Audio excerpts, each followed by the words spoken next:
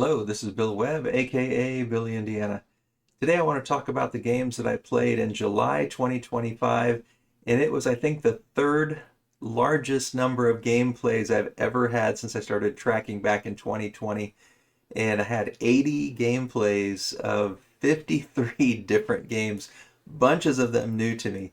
So I'm not going to talk about all of them because that would be a huge, long video.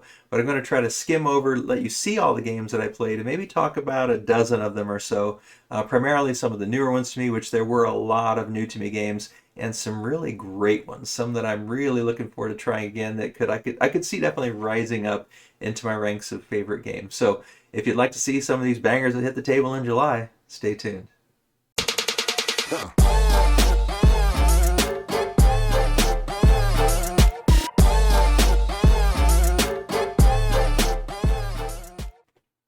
All right, so you can see here that over the 2025 year, really the late 2024, kind of not a lot of gameplays except for holiday time around Thanksgiving and Christmas.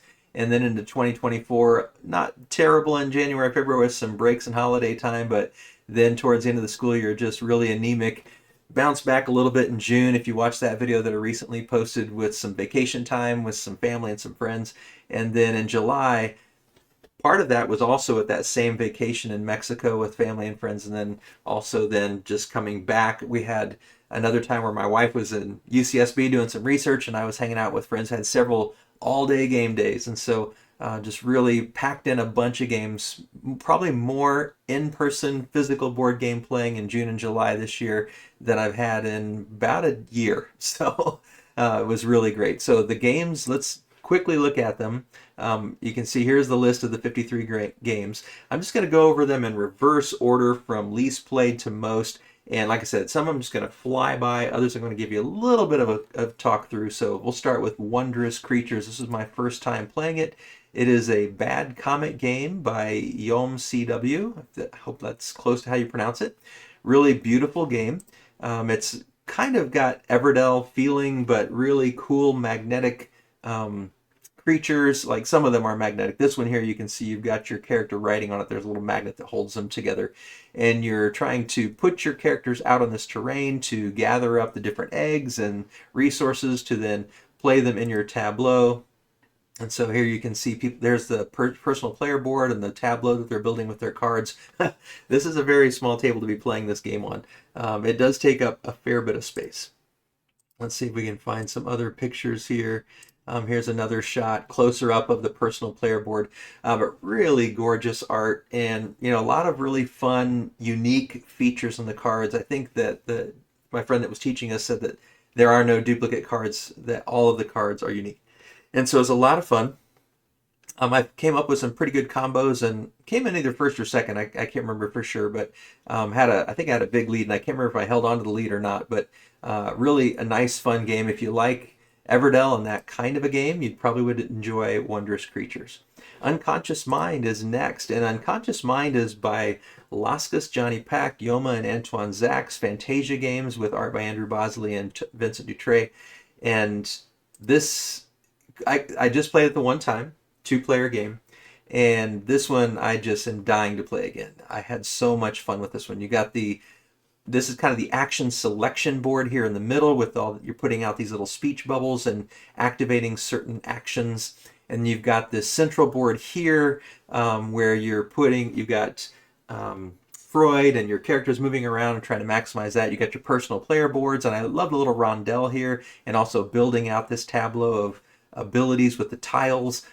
Treating the patients is what's happening over here. Each player has their own, and they have little clear plastic cards on top of the art cards, and the clear plastic has some like bad dream kind of vibes, and you're trying to get rid of that so that then you can actually treat the patients.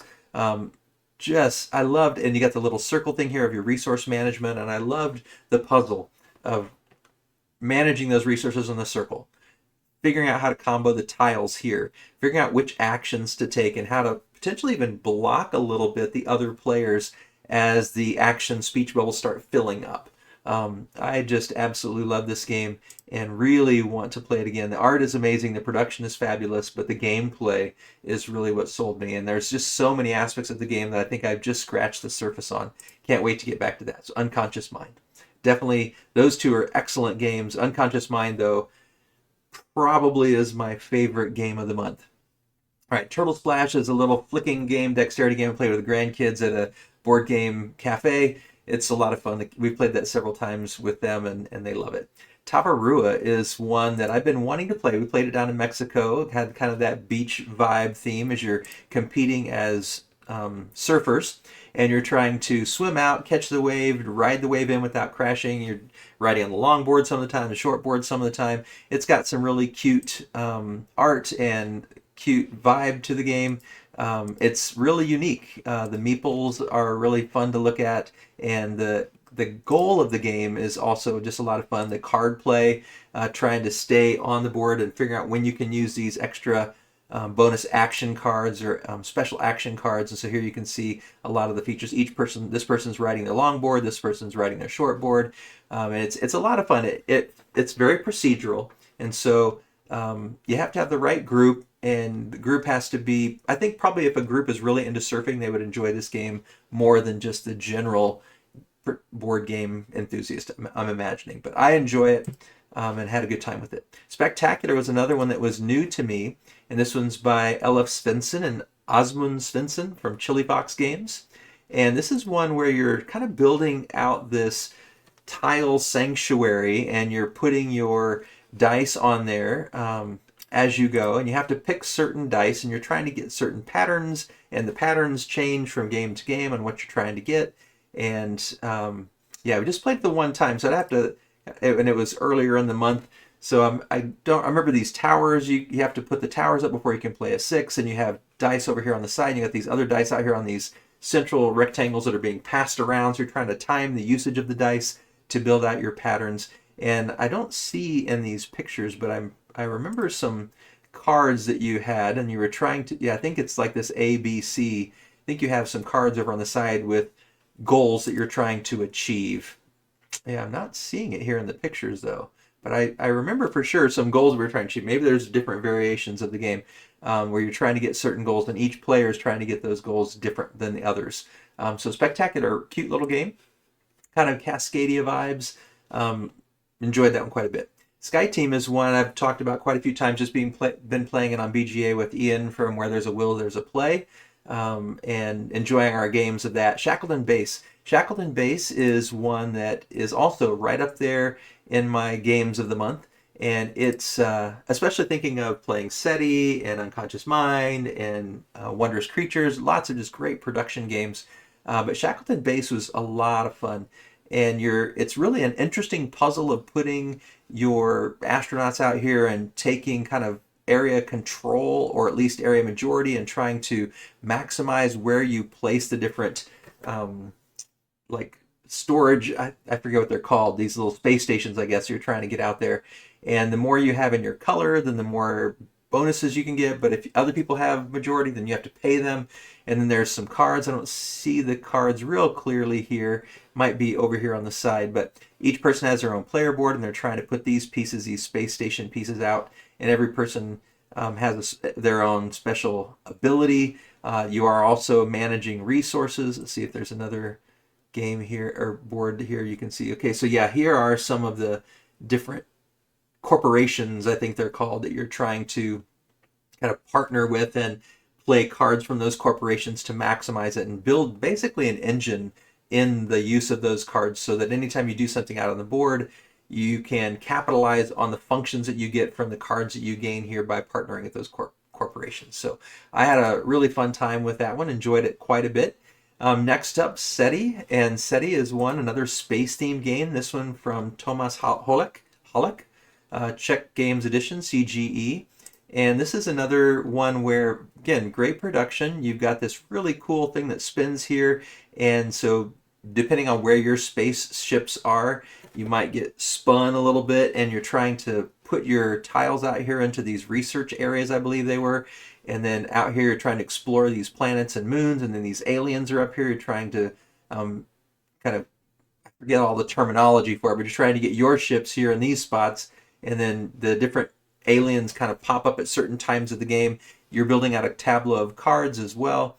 And this game I enjoyed quite a bit. It seemed a little less intuitive to me than Shackleton Base. And also even a little less intuitive than Unconscious Mind. I'm not sure exactly why. Maybe I was just more tired that day. We did play a lot of heavy games in a few days, but I enjoyed SETI quite a bit. Sabika was another one. Been wanting to play for quite some time. This one's by German Milan, Ludonova, and in Sabika, you have, again, kind of a rondel where you're moving your characters around. There you get penalized if you go to a place where there's another person and you're taking the actions of that area. You're also, then there's a shipping thing down here where you see this green where you're sending your ships out and trying to deliver goods to these various cities. So that's another part of the game. Let's see if we can see some other aspects here. You got these goals. There are these different buildings that you're trying to build as well, and you get different points and abilities from those. And you have, these are your workers, and so you're placing your workers from this board, or you can actually, I don't know that we did much, you can actually leave them on this board for kind of a lesser function. And then you have these warehouses where you're storing your goods, and you can upgrade those warehouses. Yeah, it's a resource management, timing game, rondel movement, and enjoyed it a fair bit. Rebel Princess. This is basically a fancy game of hearts where you've got all these characters that have special functions. Here's one, and looks like German maybe. But yeah, that one doesn't have the explanations on the cards there. Let's see if we can find some others. Yeah, other languages. But it's basically, like I said, it's hearts, but with functions. So you're trying to not take tricks or shoot the moon. Let's see if we can see some of these cards here. Okay, yeah. So you have these ability cards, and I think these ability cards you can just play once per round, or once, yeah, I think it was once per round. And so like here, freezing, before a player starts a trick, they have to start with a random card from their hand. And so there's an interesting kind of difference with those character cards. But then you have, trying to find, here we go. Here are the cards you're playing, and you're trying to not take tricks or shoot the moon like you do in Hearts. But Rebel Princess was a good time. Parade was another one that I hadn't played before, and an interesting one where, let's see if I can remember how this one goes. You got all these numbered cards, and you're putting them out in sequences. Yeah, I don't even remember. It's been too long since I played this, so I can't really describe how to play this game. It's got that Alice in Wonderland feel to it, but yeah, I'd have to play it again or read the rules to refresh myself on how it plays. Yeah, it was putting the numbers in order, and I think some pattern building with the colors, but yeah, I can't even remember how this game plays anymore.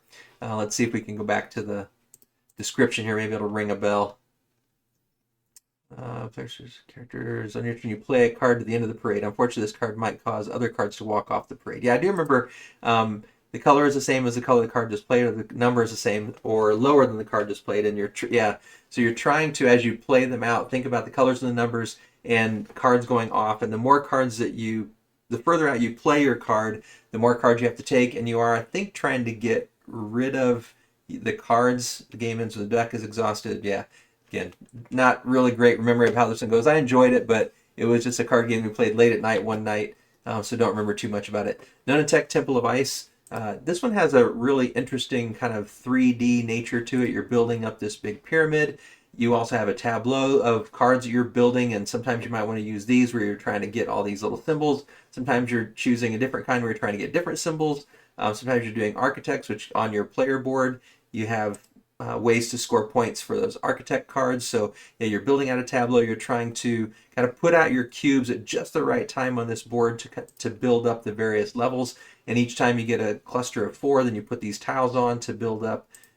See if we can see. Yeah, here we go, where it's built up. So once you get 4, then you put the tile on, put one on top, and you get points for what's below the tile that was finished, and you get points for being the one that finishes it, and you get points for the cards at the end of the game. So interesting game.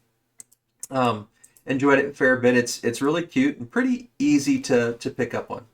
Mosaic, A Story of Civilization. And this is one that I have only played a handful of times, but I just really love it. There is an area majority kind of battling portion to it. There's also kind of building up a tableau of cards with tags and scoring points based on those tags. There's also taxation and tariffs that you can implement, and there's this variable time when you're going to get the end of an age and empire scoring happens. And you just never quite know when that's coming up. You're also gaining resources by these little tiles that are out here and building up different cities and towns. And yeah, it's a very interesting game where you can really focus heavily on trying to battle if you want, trying to focus on the area majority, and you really need to have some scoring in the area majority or you just can't get wiped out. But you can score a ton of points with these tags, kind of like a Arc Nova or a Terraforming Mars, where those tags are helping you score points. All right, Minos, Dawn of Ages. This is a Stan Kordansky board and dice game, and this is one I've been wanting to play. It kind of has a Coimbra feel if you played that, where you've got dice and you're selecting the dice and choosing which color and which number you want to play. You've got your board out here that you're trying to put out these various elements from your board onto the central board. See if I can find some other pictures here. Yeah, I don't see there's these little squares you put those dice in when you're playing them.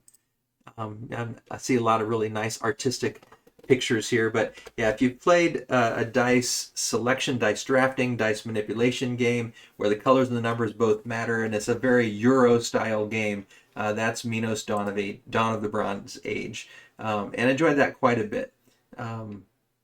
So yeah, that one was one that was kind of high on my list of games to play. Mesos I talked about in June, just played it on BGA again, but you've got cards above and cards below, and you've got these different scoring cards that come out every so often, and you're trying to maximize your scoring there. Lost Ruins of Arnak, just played that one online as well. Haven't played the physical version of that one in quite a while, but that one you've got a little bit aspect of deck building, you've got a little aspect of resource management with your cards and trying to time the cards, trying to move up this research track over onto the right, trying to attack and guardians on the board. A lot of fun to play. Most people know that game if you're into gaming. Lost Cities, also played that one once on BGA. It's a Reiner Knizia game where you're trying to build up cards in numerical sequence of certain colors. Lone Wolves is a new one to me. Let's see, did I... I don't think I've opened that up, so let me do that. Lone Wolves was an interesting card-playing game where you have these little tokens out here, and you're trying to collect the tokens by playing the cards above or below, and you're also trying to, not above or below, if you play a card out and then you kind of battle with the other person with that card, and depending on the winner or the loser, you can place your card in different spots, and you're trying to, in the end of the game, have kind of a sequence of cards. See if I can see a picture that shows that kind of sequencing. Not seeing... Yeah, I don't see anything here that really shows that aspect of the game. But at the end of the game, you're trying to, I guess, here you can kind of see that they've got a 3 and a 6. So you're trying to see how your cards add up on either side of that row. A little bit like Battle Line. Here we go. So you can see we've got these cards, and you're kind of comparing it to the cards on this side. But you also factor in these tokens that you've earned throughout the game. So a really unique game. Enjoyed that one. I think we just played it once, if I remember right. Yeah, just one time. Let's see, Lancaster. This is an older one from 2011. Matthias Kramer, Queen Games. We played an older version of it. I don't think we had any expansions, but this one can get kind of mean. You've got this kind of bidding that's going on out here, and you've got these pirate battles going on over here that you can try to be a part of. And you've got your money and your, these, I forget what the little white tokens are called, these little white tokens here. You've got those that you're keeping hidden, and you can use those to use in the bidding and also in the functions that you have over on your player boards. Let's see if we can get a close-up of the player board here. Yeah, here's the player boards. That I guess this is a blank one, but you'll get these different long tiles that you can place out here to kind of make a little bit of an engine to earn points and money as you go. But yeah, we had a lot of fun with this one. It can be kind of mean, but it was a nice old classic to get to the table. Iliad and Ecor. So let's go over these real back-to-back. Reiner Knizia new games from Bitewing Games. So Iliad has this, I think this is probably my favorite. You have all these tiles in a bag, and you're pulling out, so you just have a couple to choose from at a time. And I think I'm remembering that right. You just have a couple to choose from at a time. Yeah, and then you're placing them out, and you're trying to keep track of which ones you might still have in the bag and which ones you've already played, and you might get some of these tiles flipped over, but when you're done, this whole tableau is going to be filled. And each time a row or a column gets completed, you're going to score it and take the tiles that are on the side. So this person would, if you lose, you get -10. If you win, you get however much this yellow one's worth up here. And you just keep playing until the whole thing's full.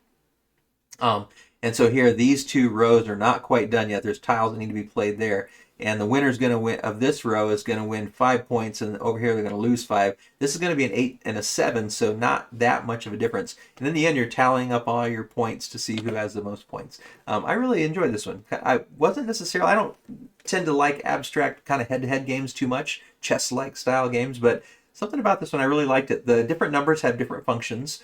Some of them help you to use the tiles of the other person that are right next to it. Some of you help to flip the tile of the either yours or the person. I think you have to flip yours and the person that you put next to. Then there's ones where you can move your tiles and ones where you can move the other person's tiles. So an interesting game. Ecor also Reiner Knizia Bitewing Games. This one you have a selection of cards, and the cards match these different characters, and one person plays gods and one person plays monsters. And it's kind of, again, chess-like. You're trying to put out these tokens and get all of your tokens onto the board, and you can only use the abilities of your gods or monsters one time per game. And you can see the component quality is really nice. Let's see, here we go. It's another game in play. And so as you're looking at the board, you're trying to figure out, well, how can I take some of their tokens off? How can I get mine on? What's the perfect timing for you to use the ability of the Minotaur or Athena or Apollo or whoever your characters happen to be, and the first one to get all their tokens out. And we enjoyed that one, played that just once each. So we actually, I guess I only recorded it as one game. I thought we played once as each one, once the monsters and once as the gods. Played High Society, which is another Knizia bidding game. I don't have it open. Many people have probably played this one before, but you're bidding to try to take different cards. Some of them are going to be positive, some of them are going to be negative, and in the end, you want to make sure that you have. Let's see. I think you can't have the least amount of money or something. I can't remember exactly how. There's a funky thing at the end and the way the scoring goes. But yeah, I just played it the one time, and I don't remember exactly how that scoring went. But it was a fun game of just trying to. We had this version with this art, and there's these cards that double the value of the round, and then this one's going to mean you get -5 points for the round, you get half the points for the round. And yeah, at the end, I can't remember what that twist was. I'd have to play it again. Played so many games, 80 gameplays, a lot of things kind of blurring in my brain in terms of the details, but enjoyed High Society. All right. Next up, Hekmekam Kartanek, and this is an interesting little domino style game. I wasn't planning on showing any, but I can show you the cards. You got cards and dominoes, and you're trying to put out sets of these cards and claim these dominoes, and the person with the most worms at the end wins. It's just a clever little game. It's from Reiner Knizia again. There's this chicken series of games that have that same kind of art, and so we got to play that one. Galileo Galilei. This is, again, a really good one from Thomas Holak. This is from Pink Troubadour in terms of the publishing, and this one I really enjoyed. And the more I enjoyed it, usually probably the more I remember it. So these little tiles here, you're choosing one and then you pull it out and shift it to the bottom, and these little X's are the ones you can't do. And so you're moving ahead, you're spinning this little telescope to choose the action, and you go all the way to the end and then back around, and you're cycling these actions and also improving and upgrading these actions as you go. You're also playing these tokens out onto the board, and you're claiming these cards. Let's see if we can see some other pictures where some of those, see if this shows that. Looks like they're kind of just getting started there. Again, just getting started. So, and here's some of the scoring. So you're trying to move up on these scoring charts depending on, and I think these change from game to game, if I remember right. I don't own this game, so I just played a friend's copy. But I really enjoyed this one. And really would like to get that one to the table again. I don't own it, so I'd have to either borrow it or buy it, but had a lot of fun with Galileo Galilei. For sale, you're bidding on buying homes and then you're trying to sell them. And then in the end, you want to have the greatest, basically, you're trying to buy cheap and sell for a lot. So a fun game. I forget who made that one, Stefan Dora. So it's an old classic from Eagle Griffin Games or Yellow. Also played Ezra and Nehemiah. Ezra and Nehemiah is from S.J. McDonald and Shem Phillips from Garfield Games. And this one was a lot of fun. It's based on the story of the rebuilding of Jerusalem, where Ezra and Nehemiah were involved in that. And you've got priests and you've got builders and you've got to manage your resources. Really a fun game, playing card play. Garfield games kind of are, I always enjoy them, but I seldom love them. But this one had a lot of nice little twists to it. I like the card plays and trying to maximize these banners that you have. So like blue, blue, gray, blue, blue. And as you play them, you're getting a stronger blue power, stronger gray power. And I really enjoyed a lot of the features of this game. I would say probably after Hadrian's Wall, this is the next on Garfield Games of the ones that I played that I enjoyed the most. Ethnos second edition, I don't have that open, but I played Ethnos first edition many times and own that game. And let me show you quick on this one, a picture in case you haven't seen the new one. The features or art's different. The characters, instead of sort of normal fantasy groups, are different characters. But it's the same kind of gameplay where you pick, I think it's 6 out of like 13 different clans or whatever, and then you are choosing those clans to give you the different abilities in the cards. And so every round you're trying to collect the cards, and you're trying to, every time if you want to put one of the little towers out here, if you have one tower in a certain area, then to put more out there, you'd have to have more cards of that same type. And so it's an interesting kind of way to manage your deck. And there's also an unknown end, so there's a little bit of a push your luck to it too. As the cards get flipped over from the deck and people are taking and using those cards, eventually you hit these dragon cards, I think they were in this version, and when you get to the third dragon, the round just ends immediately. And you get points for area majority out in those parts of the map. So a lot of fun. Cyclades Legendary Edition. Cyclades is by Brunichthal Ludovic Maublanc, Open Sesame Games, and this is the recent legacy version of it, and played that with my friends when we were down in California. I think we played just a 3-player game, if I remember. Maybe it was 4-player, I can't remember. But it's got, great minis, lots of interesting cards. I think it actually was a 4-player game. Lots of interesting cards that give you special powers. Again, this kind of a game isn't necessarily my favorite. I liked Kemet. I liked Inish. I think those are in the same line of games. Was it Cyclades? Yeah, Kemet and Inish, I think, are the trilogy. I liked Kemet and Inish quite a bit better than Cyclades, but it was fun. I enjoyed it quite a bit. Cretaceous Rails is next up, and Cyclades is one after I played it. I had backed the Kickstarter and sold it because I was like, my wife's not going to enjoy this. It's my least favorite of the 3. I already own the other 2. So I sold it. This is one that I didn't back, Cretaceous Rails, and now I kind of want it. I enjoyed this one much more than I did Cyclades. And I don't necessarily usually like route building rail games, but I don't know, something about the combination of the dinosaurs and the way this worked of building out your routes and flipping over the cards. And I liked the action selection. You can kind of see it over here on the side of this picture. See if we can find a better picture of the action selection. Yeah, so they haven't started putting them out, but this little grid here of tiles of the action selection game, and you're going to put your little tokens on here to take 2 of the actions. And then those 2 actions are going to decide whether you're putting out rails, whether you're capturing dinosaurs, whether you're cutting down trees so that people can see the dinosaurs. And it's a really fun game, a train rail route building game that has that dinosaur Jurassic Park theme. It's got a modular board network and route building, pick up and deliver, worker placement. So yeah, I really enjoyed Cretaceous Rails. And then we've got Cockroach Poker. So I don't even remember how to play Cockroach Poker. We played it really quickly. I remember you're trying to kind of tell someone that you're giving them something, and then it either is or it isn't that thing, and you're trying to get them to collect those. It's a bluffing game. Never been a huge fan of bluffing games. We had a good it's a party game. We had fun with it. Um, but it kind of was in one side of my brain and out the other. Civolution, on the other hand, was another one that is definitely one of my favorites. I tend to like Steffenfeld, and this one's from Deep Print Games, Pegasus Spiele. But when I saw this one, I do like heavy games, but this one just, I thought it might be too much. There are certain games that I don't, for some reason, like Feast for Odin. A lot of people love that game, and I think it's good, but I don't. I can't wrap my brain around how everything fits together effectively. And maybe it's just because I play it like once a year, so I need to play it more regularly. But this one, I don't know. There were patterns and connections and kind of engine building feeling to this that I picked up on right away. Just in my very first play.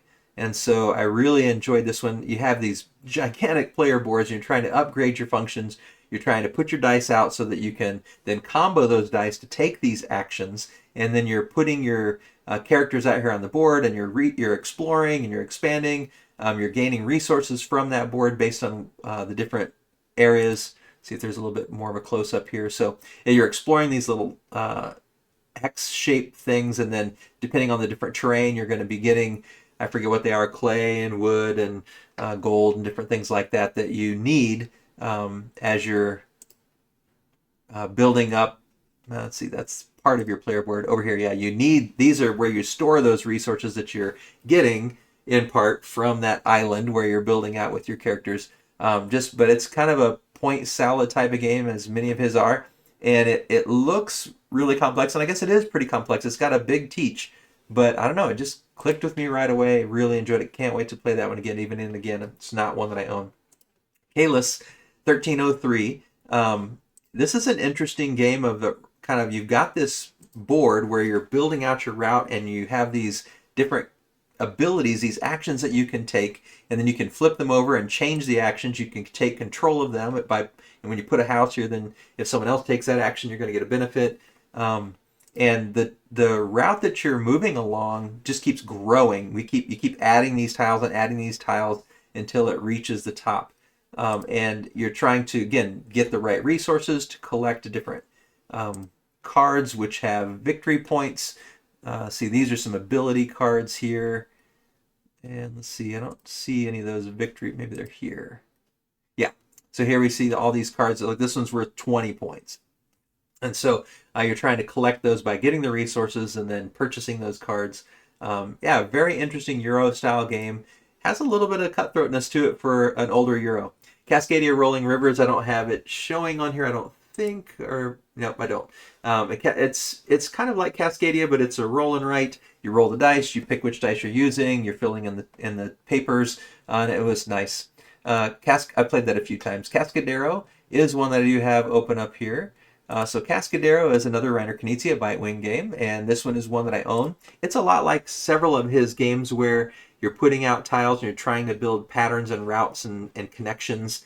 But as you build them here, you're also moving your tokens up this chart, and you're building them up on all the charts, but you need to, if you are the orange character, like here it's pink and blue. So pink needs to get to the top of the pink chart to even have the ability to win. Blue needs to get to the top of the blue chart to even have the ability to win. But as you're going up, you're taking the actions and abilities that are along the edges. You're gaining these benefits, and that helps you move up on these charts, but also helps you score the points as you're going around this point scoring board.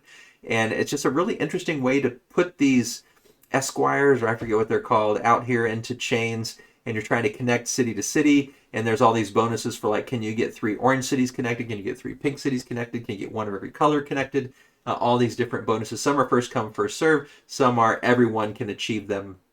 It's just you put your banner out there when you achieve it and try to earn the most points by the end of the game.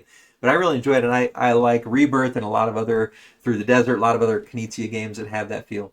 Kabanga, another card game. To be honest, I couldn't even remember how this one plays either. Bunch of numbers and colors. Yeah, don't remember it. So we played so many games in such a short period of time.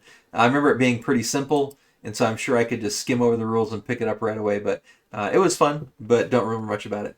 Brussels 1893, another Euro. This one's got a very interesting twist to it. This one bent my brain. So you've got this grid out here, and you choose each round, whoever's kind of in charge of that round, you're going to choose which portion of this grid you're going to kind of make active. And then you've got resource management to take control of these spaces, get the benefits of these spaces. And as you get these resources, you can like get paintings and you can hire people. I don't remember all the details of how you score, but yeah, it was really a kind of a fun Euro. I did terribly at this game, so I would need to play it a couple more times. But you can hire these people, which gives you points and gives you abilities as well. But you are trying to take control out here on this board, because if you have one of your tiles out here in a spot and someone else needs that later in the game, you're going to get some benefit from that.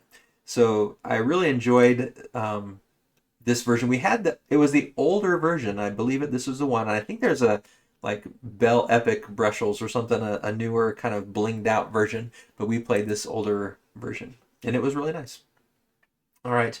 Okay, and then Battle Sheep, very quickly, you got tiles. It's a real cute game, play with the grandkids. It's kind of a blocking off and trying to see who can get their tiles all out. Aquatica, this is the first time I've ever played Aquatica, and I really liked it. It was an interesting game of taking these resources from your cards. So you're playing certain cards for the resources. You also have these little manta rays that have abilities. You can see a couple of those here.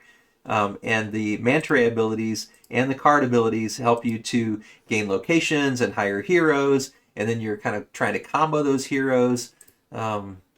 Yeah, so and you for like these locations, after you put them into your board, then you're trying to take these actions. So, and when you complete the actions, and you can score these points at the bottom, and the first person to get like 3 of those cards or whatever, these are the 4 goals, and those can change from game to game. But you have these 4 goals, and you put your mantas up there, which means you have one less manta to use, but the first one in this category is going to get 8 points, and the next 5 and 3. So you're trying to accomplish these 4 goals. And I think when one person has accomplished all 4, there might be some other win conditions too, but that's the win condition that we played, and we played this on BGA.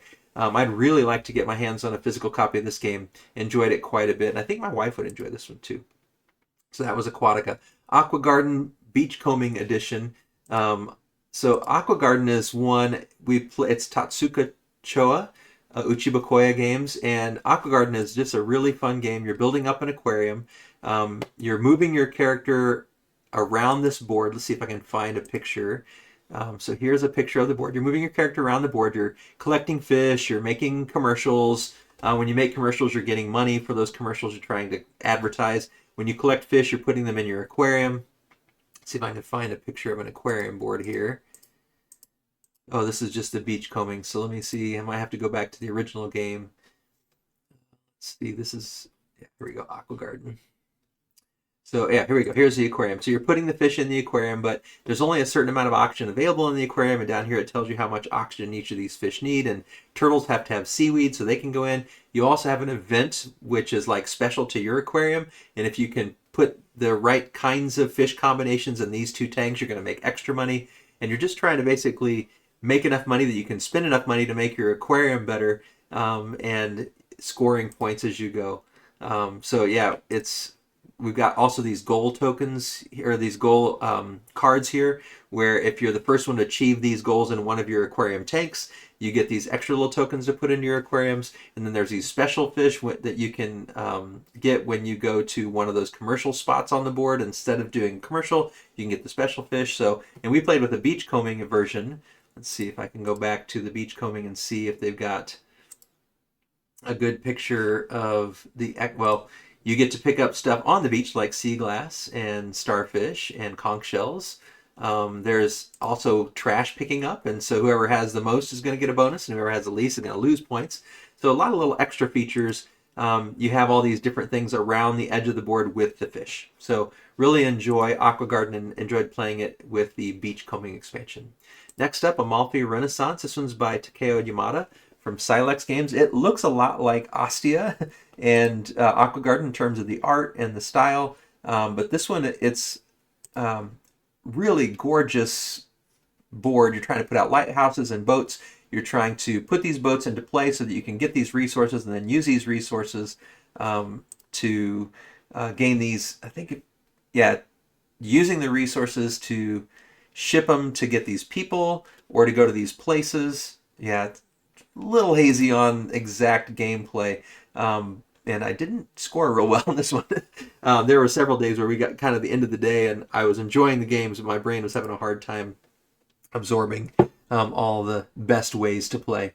But yeah, you're trying to put your workers out onto the board, which are your boats. But your boats also are what's going to help you collect the resources here. So you got to kind of figure out where you're going to put them on the board and how much that cost you, and then how you're going to use them to ship the materials back and hire these people. And then the people give you special abilities. So really interesting game. I'd like to play it again sometime.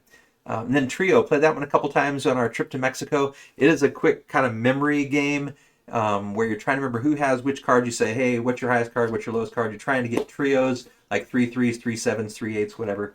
And the first one to get 3 triplets of cards wins. Timeline, Science and Discoveries. We played that a couple times in Mexico as well. You have a card out there, and then you try to take one of the cards out of your hand and say, did this happen before or after that? And the timeline of cards keeps growing and growing and growing, and you're trying to get rid of all 4 of your cards. If you put it out there and you put it in the wrong spot in the sequence of times, you just discard that one and then get a new one to your hand, and the first person to get rid of all of their cards wins. Stamp Swap is one that I won't spend too much time talking about here, but it's a Paul Solomon game published by Stonemaier Games, and I just recently put out, a couple months ago, put out an unboxing video, and just recently put out a board game spotlight review. So I'll try to remember to put a link up here in this video so you can check it out. But you are a stamp collector who's going on a 3-day convention. You're going to compete in 3 of these daily contests, and then also the end of the weekend contest, and see who can earn the most points. And it's based on the different colors and different styles of these stamps you gather and how you organize them on your board, which is about these contests. And there's also an I split you choose, where you draft the stamps, but then you put them out, and the other players are going to choose which ones of your stamps they may want to take, and you get left with the leftovers. No Thanks is a classic game where you're trying to get cards in front of you that are worth the least amount of points. And so if a 35 gets flipped over, for instance, you might put one of your little tokens on it and say, no thanks, I don't want this, and pass to the next person. But if that passes around several times, there might be 10 tokens on there, and if you take it, yes, it's 35 points, but you also have 10 tokens, which is negative 10. And so basically whoever can score the least amount of points by the end of the game. Also, if you have the 35, and then you can get the 34, and then the 33, and then the 32, it's only, if they're all in exact sequence, it's only the lowest of those that counts. And so you're trying to collect a bunch of those little tokens and the least numbered cards. Let's Go to Japan. Just played this one on BGA, and this is a cute little game where you're basically planning a trip to Japan. You're doing different things at different days, either in Kyoto or Tokyo. And the pink cards are Kyoto cards, and the blue ones are Tokyo cards, and the yellow ones you can do in either place.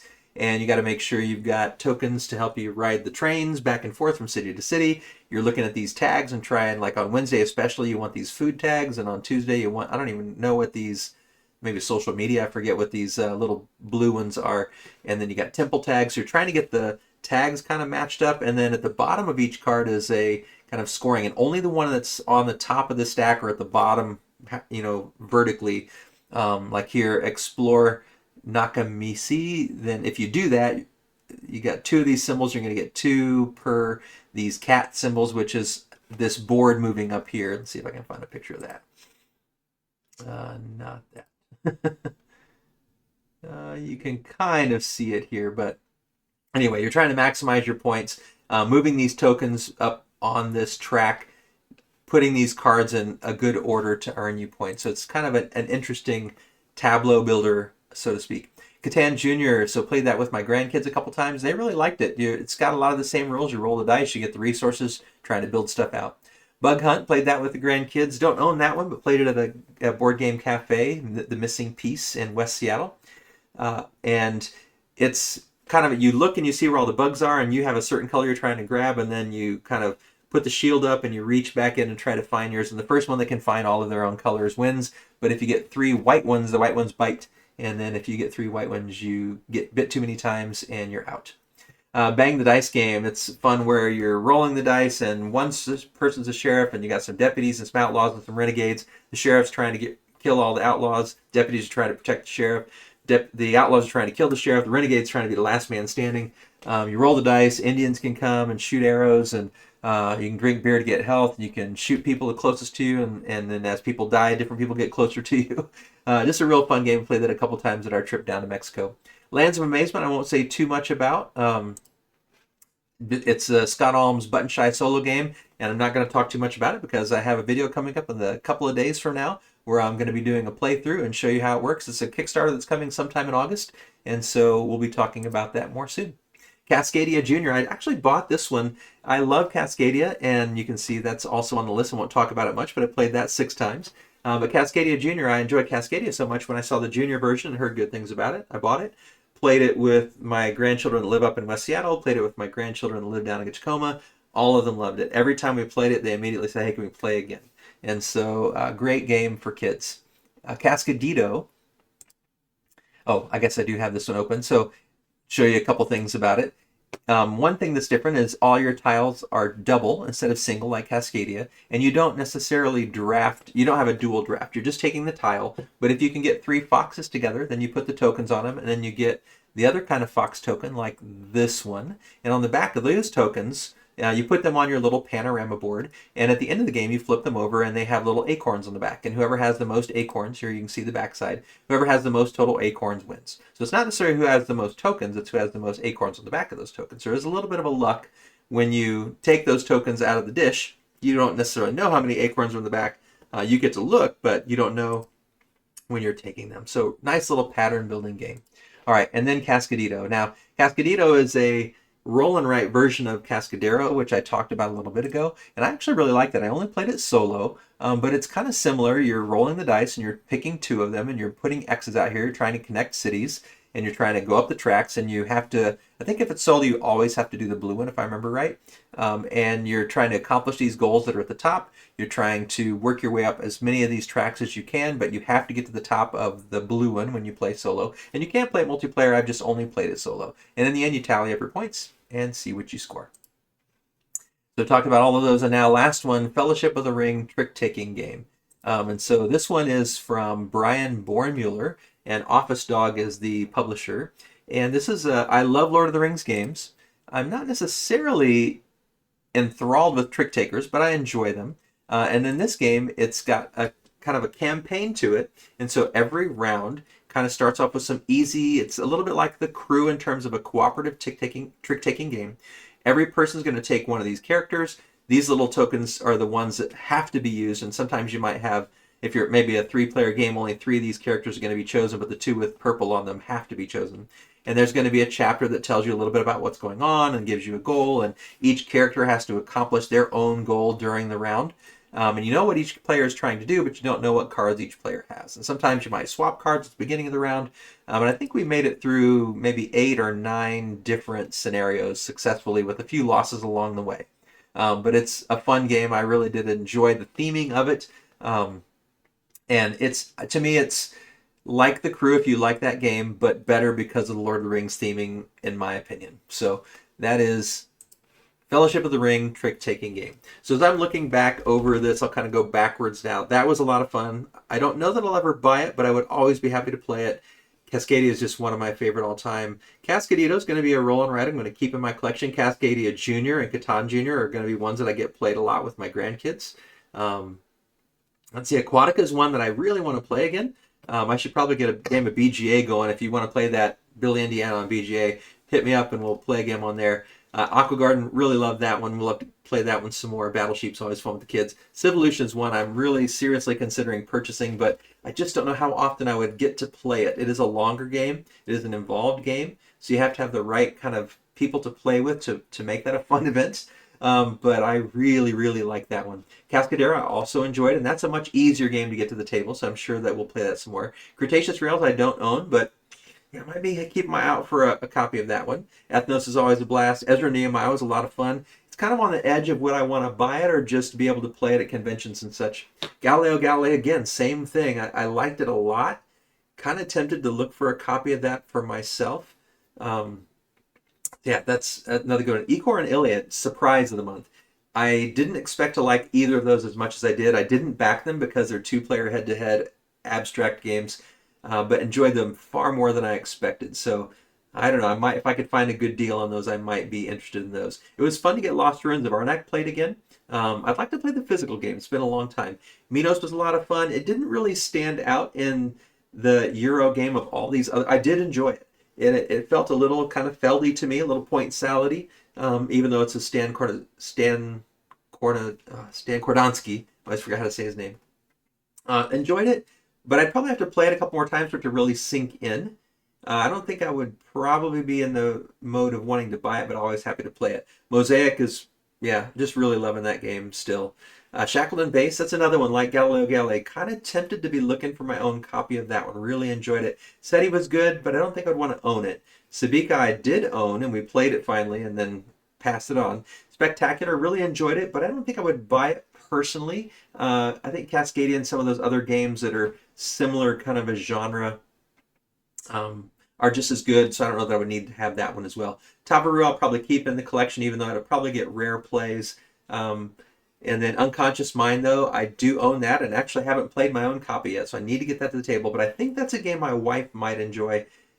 So, yeah, I'm hoping to play that sometime with her. And then Wondrous Creatures also really good. I don't think I would go out of my way to buy it, but would enjoy trying to play that one again. I think if I had, I know a lot of people said that's an Everdell killer. After just the one play, I think I still do like Everdell with some expansions better, but it's close. And Wondrous Creatures is really cute. And maybe if I played it more, it might. They're really close, so who knows? That might flip flop. So that's my month of July. 80 game plays, 53 different games. What did you play in July? I'd love to hear about your favorite games. Let me know of the games that I played, which ones you've played before. What are some of your favorites? If there are some games on here that you think I need to give another chance, maybe they didn't really hit with me the first time around, let me know. I'd love to hear about what your favorite games are from these 53 games that I had a chance to play. So if you enjoyed this video and enjoyed hearing about these games, I'd love it if you give it a thumbs up, and it'd be terrific if you choose to subscribe. As always, thanks for watching. This is Bill Indiana, signing off.